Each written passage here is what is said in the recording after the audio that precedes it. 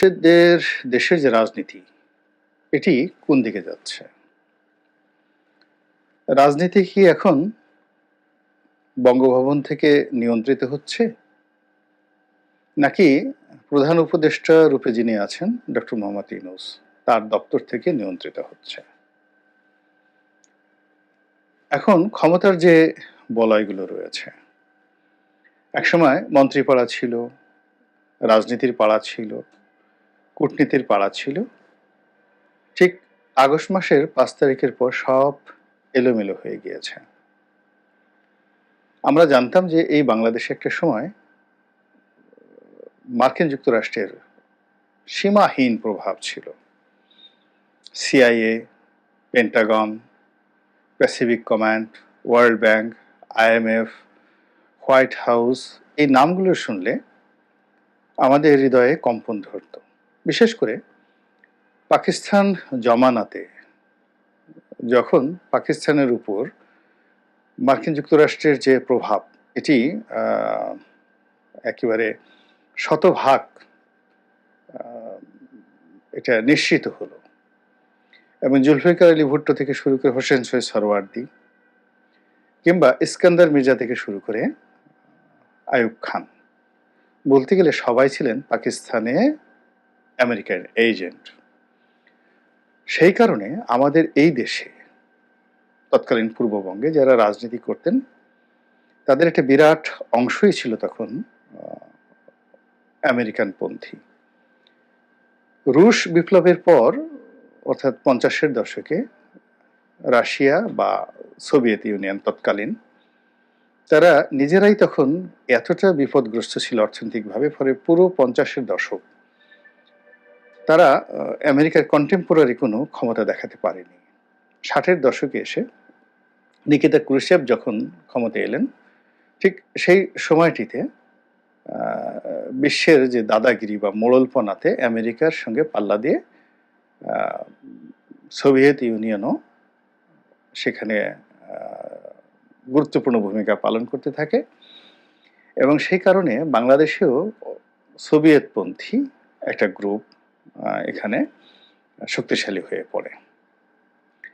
এর বাইরে চীনে মাও সেতুংয়ের নেতৃত্বে যে কমিউনিস্ট বিপ্লব হয়েছিল, তারাও প্রথম দিকে খুবই দুর্বল ছিল। অর্থনৈতিকভাবে কোনো তাদের যে যারা রাজনৈতিক সহযোগী, তাদেরকে সহযোগিতা না করার কারণে বা না পারার কারণে ঠিক চীনপন্থী যে কমিউনিজম, এটি আমাদের দেশে আসলে এরকম জনপ্রিয়তা পায়নি। মাওলানা ভাসানীকে বলা হতো যে তিনি চীনপন্থী, কিন্তু চীনের সেই যে আদর্শ এটি বাংলায় প্রতিষ্ঠা করার মতো অবস্থা ৫০-এর দশকে বা ৬০-এর দশকে ছিল না, কিন্তু সম্পর্ক ছিল। আর ভারত তো তখন এশিয়ার মধ্যে সবচেয়ে দরিদ্র রাষ্ট্র, কাজেই সেখানে পণ্ডিত জওহরলাল নেহেরু ছিলেন বা আরও অনেকেই ছিলেন, কিন্তু ৫০-এর দশক বা ৬০-এর দশকে আমাদের এই অভ্যন্তরীণ রাজনীতিতে খুব শক্তিশালী ভূমিকা রাখার মতো অবস্থা ভারত ছিল না। ফলে পুরো সময়টি ৫০-এর দশক ৬০-এর দশক, এই ২০ বছর আমাদের রাষ্ট্র ক্ষমতা যারাই ছিলেন এবং রাজপথে যারা রাজনীতিবিদ ছিলেন, তারা সবাই আমেরিকানপন্থী ছিলেন। এটি ৭০-এর দশকে এসে আরও বেড়ে যায়, ৮০-এর দশকে এসে একটু চাপের মধ্যে পড়ে, কিন্তু এরশাদ জামানাতেও সেটা ছিল। কিন্তু ৯১ সন থেকে আমাদের এই রাজনীতিতে সবার চেয়ে গুরুত্বপূর্ণ হয়ে ওঠে ভারত। আর দ্বিতীয় ক্যাটাগরিতে চলে আসে আপনার সেখানে মার্কিন যুক্তরাষ্ট্র। আবার ২০০১ সনের পর থেকে ধীরে ধীরে চীন একটা গুরুত্বপূর্ণ জায়গাতে চলে আসে, এবং এখন এই মুহূর্তে চীন আমাদের দেশের রাজনীতিতে সবচেয়ে গুরুত্বপূর্ণ ভূমিকা পালন করছে এবং করতে যাচ্ছে। এর বাইরে পাকিস্তান, তো পাকিস্তান মুক্তিযুদ্ধের পর থেকেই ব্যাকফুটেজে ছিল। তারপর বিএনপি যে কয়বার ক্ষমতায় এসেছে, তাদের সঙ্গে জামাত ছিল, তখন অভিযোগ করা হতো যে তাদের সঙ্গে পাকিস্তানের একটা সম্পর্ক রয়েছে আইএসআই সংক্রান্ত। আসলে এই সম্পর্কটা ছিল কেবলমাত্র আইডিওলজিক্যাল সম্পর্ক, কিন্তু পাকিস্তানের সহযোগিতা নিয়ে এখানে কোনো রাজনৈতিক কর্মকাণ্ড চালানোর মতো অবস্থা আমাদের এই দেশের কোনো পাকিস্তানপন্থী সংগঠনের ছিল না। আর পাকিস্তানের পক্ষেও জনমতের কারণে বাংলাদেশে এসে কোনো ভূমিকা রাখা সম্ভব ছিল না, আর এটা তাদের কোনো লাভও নেই। এখানে যা কিছুই করা হোক না কেন, চীনের লাভ হবে সেভেন সিস্টারে কোনো কিছু হলে, কিন্তু পাকিস্তানের আসলে বাংলাদেশে যদি ভারত অপদস্থ হয়, বাংলাদেশের যদি তাদের অনেকগুলো মানে যে কূটনৈতিক যে স্ট্রম রয়েছে, যে ঝড় রয়েছে, এই ঝড় তারা এখানে প্রবাহিত করে দেয়, তবুও তাদের কোনো লাভ হবে না, যেহেতু তাদের সঙ্গে আমাদের কোনো সীমান্ত নেই। এই কারণে পাকিস্তানের সাথে আমাদের যে সম্পর্কটি, এটি আদর্শিক সম্পর্ক হতে পারে, চিন্তার সম্পর্ক হতে পারে, কলোনিয়াল যে প্রিভিয়াস কলোনিয়াল যে রিলেশন ছিল, এটার প্রেক্ষাপটে ভারতকে একটা চাপ প্রয়োগ করার ক্ষেত্রে আমাদের সীমানাকে পাকিস্তান ব্যবহার করতে পারে, কিন্তু সরাসরি পাকিস্তান আমাদের দেশে এসে যুদ্ধ করবে, ভারতের সঙ্গে দাঁড়াবে, আবার বাংলাদেশ পাকিস্তান হবে, এটা মানে একেবারে রীতিমতো অসম্ভব একটা বিষয়। যাই হোক, এই কারণে পাকিস্তান নিয়ে প্রচারণা চললেও পাকিস্তানের কোনো প্রতিক্রিয়া ছিল না। কিন্তু হাল আমলে যেটা দেখা যাচ্ছে সেটা হলো বাংলাদেশের রাজনীতিতে বিশেষ করে আওয়ামী লীগের পতনের পর পাকিস্তান স্বপ্রণোদিত হয়ে এগিয়ে এসেছে এবং আওয়ামী লীগকে অপমান করার জন্য, বঙ্গবন্ধুকে অপমান করার জন্য ইতিমধ্যেই পাকিস্তানের যে ক্ষমতাধর রাজনৈতিক দল যারা রয়েছেন, বিশেষ করে শাহবাজ শরীফের সরকার এবং তার সঙ্গে যারা আছেন যে ভুট্টো পরিবার, তো বিলাওয়াল ভুট্টো তারা ঐতিহাসিকভাবে বাংলাদেশ বিরোধী, আওয়ামী লীগ বিরোধী। তো কাজেই তারা এই সুযোগটা নিয়ে বিএনপির সঙ্গে সম্পর্ক স্থাপন করতে চাচ্ছে এবং আওয়ামী লীগকে অপদস্থ করতে চাচ্ছে, এবং এর বিনিময়ে যদি ভারতের কোনো ক্ষতি হয় তাহলে সঙ্গতিকরণী পাকিস্তান লাভবান হবে। দ্বিতীয়ত চীন। আমরা জানি যে চীনের সঙ্গে আমাদের বিএনপির একটা নিদারুণ সম্পর্ক ছিল। তো সেই সম্পর্কটি ২০০৯ থেকে টানাপোড়েনের মধ্যে চলছিল। চীন আসলে ব্যবসায়িক কারণে, বাণিজ্যিক কারণে আওয়ামী লীগকে পছন্দ করেছিল। আর আওয়ামী লীগ যেভাবে ২০১৪ সনের পরে কর্তৃত্বপরায়ণ হয়ে পড়েছিল, গণতন্ত্র থেকে দূরে সরে যাচ্ছিল, চীন মনে করেছিল যে যেকোনো গণতান্ত্রিক শক্তির চাইতে ফ্যাসিবাদ বা একনায়কতন্ত্র যারা ধারণ করে মনোমস্তিষ্কে, তাদের সঙ্গে রাজনৈতিক সম্পর্ক রাখা তাদের জন্য নিরাপদ, এবং সেই অর্থে তারা প্রাণান্ত চেষ্টা করেছে ভারত থেকে আলাদা করে শেখ হাসিনার যে ফ্যাসিজম এটাকে শক্তিশালী করার জন্য। কিন্তু শেখ হাসিনা এই অঙ্কটা বুঝতে পারেনি, কেননা তার যদি গণতান্ত্রিক চরিত্র থাকতো তাহলে সেক্ষেত্রে ভারতের সঙ্গে তার সম্পর্কটা মধুর হতো, স্থায়ী হতো। কিন্তু সে যে ফ্যাসিজম চালু করেছিল, স্বৈরতান্ত্রিক ব্যবস্থা চালু করেছিল, তার জন্য সবচেয়ে নিরাপদ ছিল চীন। কিন্তু চীনের সেই আহ্বানটি সে বুঝতে পারেনি, সাহস পায়নি, অথবা বোঝার চেষ্টা করেনি। সে ভারতের পিছনেই ছুটেছে। তো যা হোক, এখন এর ফলে কি হলো, এই যে সরকারের পতন হলো, এই পতনের পর সেই সর্বশক্তি নিয়োগ করে চীন এখন যাকে বলা হয় এটার সাথে আমাদের বিএনপির সঙ্গে সম্পর্ক স্থাপন করার চেষ্টা চালিয়ে যাচ্ছে, এবং ইতিমধ্যে বেশ কতগুলো বৈঠক হয়েছে প্রকাশ্যে, আর পর্দার অন্তরালে অনেকগুলো বৈঠক হয়েছে। এটা সঙ্গতিকরণী অনুমান করা যায়।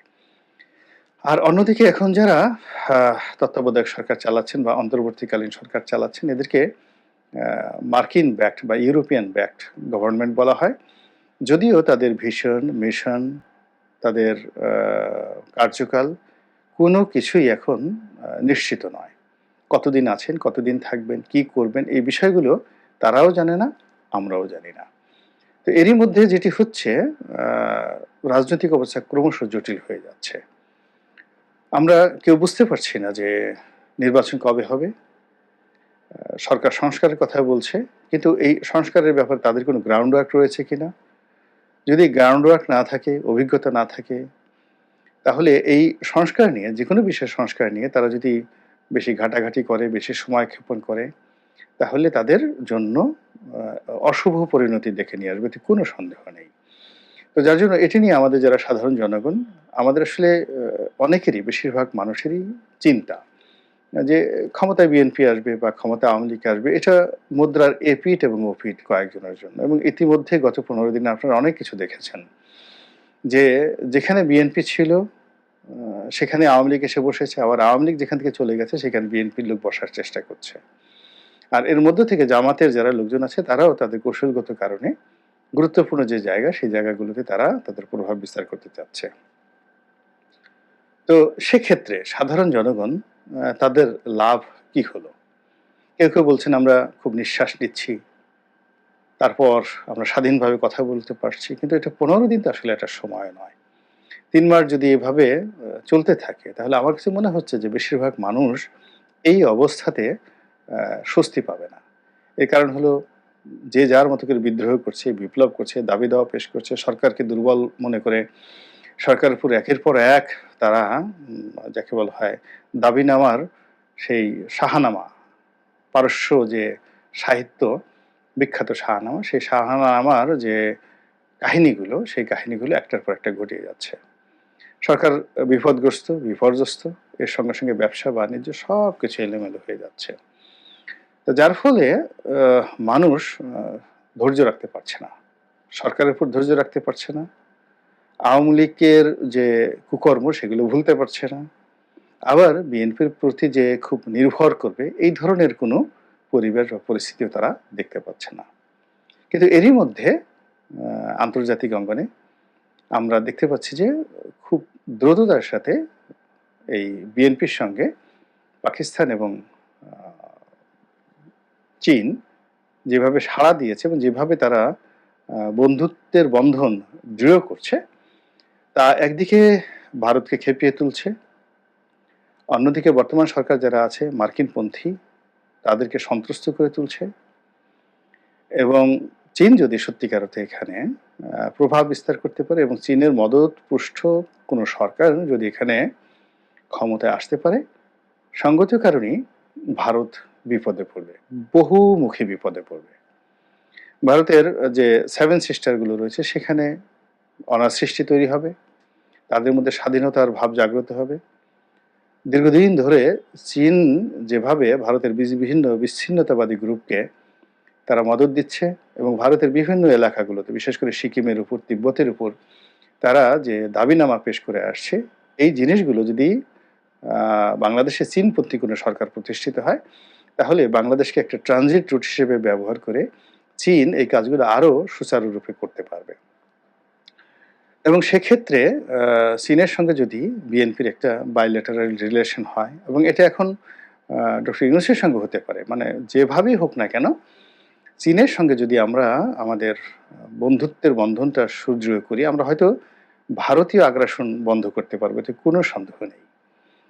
কিন্তু আমাদের যে রাজনীতির যে শ্রেণী চরিত্র, এটি কিন্তু পাল্টে যাবে। কোনো অবস্থাতেই পশ্চিমা দাসের গণতন্ত্র এখানে চীনের নেতৃত্বে সম্ভব নয়। এটা অনেকটা মধ্যপ্রাচ্যের যাকে বলা হয় রাজা-বাদশা শাসিত রাষ্ট্রের মতো হয়ে যাবে। দ্বিতীয়ত এখানে চীনের যে বাণিজ্য, সে বাণিজ্য হলো স্বল্পমেয়াদী বাণিজ্য। তারা সাস্টেইনেবল লং টার্ম কোনো বাণিজ্যে যায় না। আমি চীনের অনেক জায়গাতে দেখেছি। কিছু এলাকা চীনের যেমন যেখানে ফ্রান্সের দখলে ছিল। তো সেখানে এক ধরনের ডেভেলপমেন্ট হয়েছে। জার্মানির দখলে যে এলাকাগুলো ছিল, বিশেষ করে চিনডাও এলাকা, সেখানে দেখেছি তো জার্মানিরা যখনই কোনো একটা কাজ করে কোথাও, সেখানে তারা ১০০ বছর ২০০ বছর তারা মাস্টার প্ল্যান নিয়ে সেই কাজগুলো করে। তো সেই জার্মান আ জমানাতে চিনডাও এলাকাতে যে সকল রাস্তাঘাট হয়েছে, শহরের মাস্টার প্ল্যান হয়েছে, সেগুলো সব এখনো ওভাবেই আছে। এবং এখন চীনের যেকোনো আধুনিক শহরের চাইতে সেই জার্মান পরিকল্পনায় সুদীর্ঘ মেয়াদে যে পরিকল্পনাগুলো তারা করেছে, সেগুলো এখনো যেভাবে আছে তাতে চীনের জনগণ মনে করছে যে এখনকার শাসনের চেয়ে জার্মান শাসন ভালো ছিল। কিন্তু চীন যেটি করে সেটা হলো স্বল্প মেয়াদে লিপিস্টিক বা কসমেটিক যে ডেভেলপমেন্ট এরকম তারা শো করে। তো সেই দিক থেকে আমাদের দেশের হয়তো ডেভেলপমেন্ট হবে, আরেকটা পদ্মা ব্রিজ হবে, আরেকটা মেট্রো রেল হবে। তো এগুলো সবই বাংলাদেশের জন্য কসমেটিক। কিন্তু সাস্টেইনেবল ডেভেলপমেন্ট বলতে যা বোঝায় সেটা হলো এদেশের হাজার বছরের ঐতিহ্যবাহী যে গণতন্ত্র, সেই গণতন্ত্রের আ প্রতিষ্ঠা, গণতন্ত্রকে প্রাতিষ্ঠানিক রূপ দেওয়া। তারপর এদেশের রাষ্ট্রীয় প্রতিষ্ঠানগুলোকে ইউরোপের ধাঁচে আ গণতান্ত্রিক করা, গণমুখী করা, ন্যায় বিচার সুশাসন প্রতিষ্ঠা করা, তারপরে জবাবদিহিতা প্রতিষ্ঠা করা, সংবাদপত্রের স্বাধীনতা, এই জিনিসগুলো হয়তো আ আগের মতো থাকবে না। তো যারা এই এখন রাজনীতির অন্দরমহল যারা হ্যান্ডেল করছেন, কূটনীতি যারা হ্যান্ডেল করছেন, আর জনগণ যারা আমরা আছি, তারা যখন ভাবছি যে কার সঙ্গে গেলে, কোনটার সঙ্গে গেলে কি হতে পারে, এই বিষয়গুলো যদি আমরা খোলামেলা আলোচনা করি এবং আমরা আমাদের যে ভয়েস এগুলো রেইজ করি যে এটি সঠিক, এটি মন্দ, এদিকে যাওয়া উচিত, এদিকের দিকে যাওয়া উচিত না। এটা যদি আমরা না করি তাহলে আওয়ামী লীগের যে সকল লোক নিজেদেরকে এখন নিরীহ ভাবছেন, যারা আওয়ামী লীগের দুঃশাসনের সময় চুপচাপ ছিলেন, সমর্থন দিয়েছেন, তাদের যে দুরবস্থা হবে আগামী দিনে আমরা যারা এখনকার জামানাতে ঘটমান যে সকল বিষয়বস্তু রয়েছে তার সম্পর্কে যদি বোবা হওয়ার চেষ্টা করি, অন্ধ হওয়ার চেষ্টা করি, তাতে কিন্তু আমাদের প্রলয় থেমে থাকবে না। আল্লাহ আমাদের সবাইকে হেদায়েত দান করুন এবং হেফাজত করুন। আসসালামু আলাইকুম রহমতুল্লাহি ওয়া বারাকাতুহু।